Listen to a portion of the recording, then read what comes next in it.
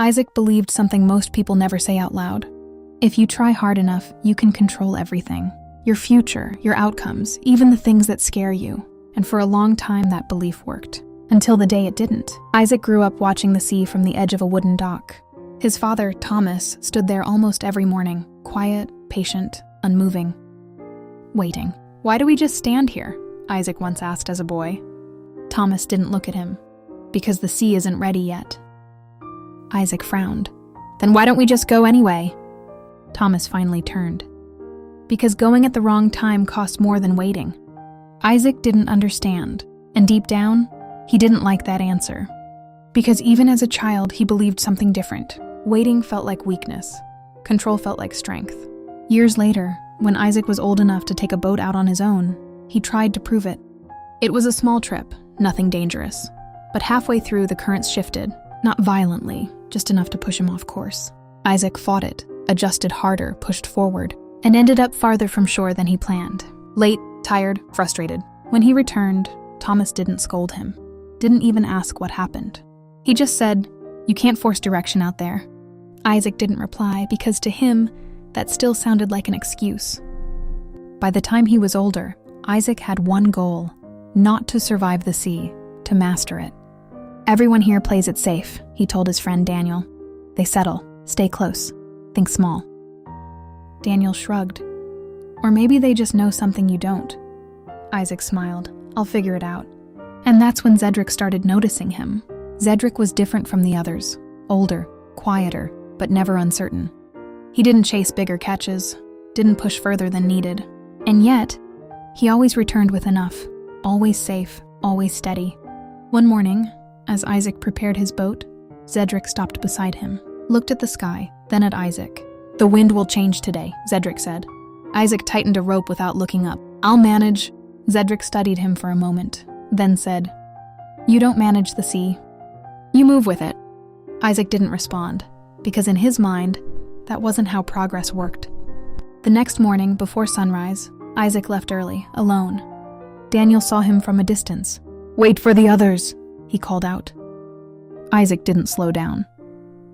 "This is how you get ahead," he thought. The sea was calm, still, perfect, exactly what he expected. He pushed further than usual, further than his father ever allowed. And for a while, everything proved him right. The nets filled quickly.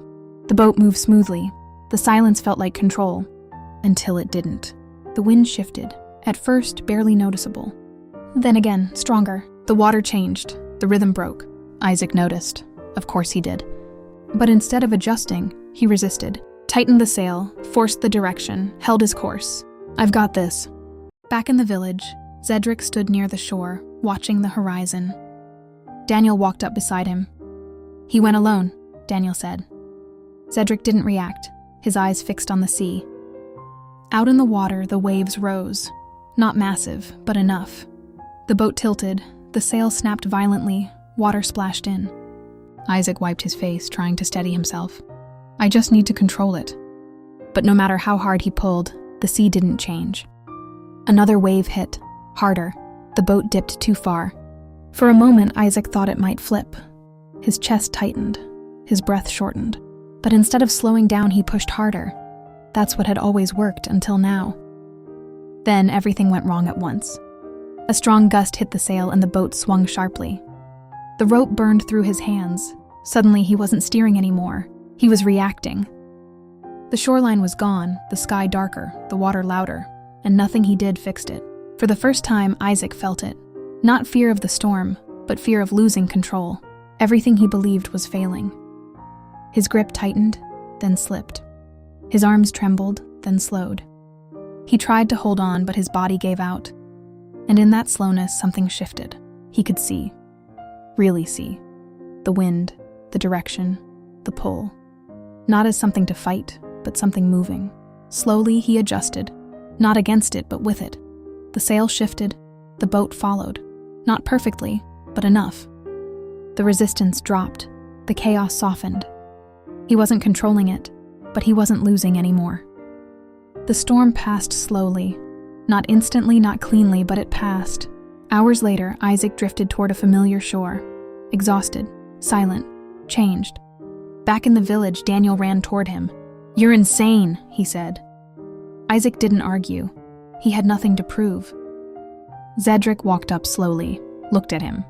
"Did you fight it?" he asked. Isaac shook his head. Zedric nodded. "Good."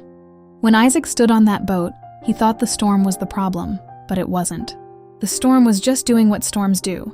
The only thing making it worse was the way he was fighting it.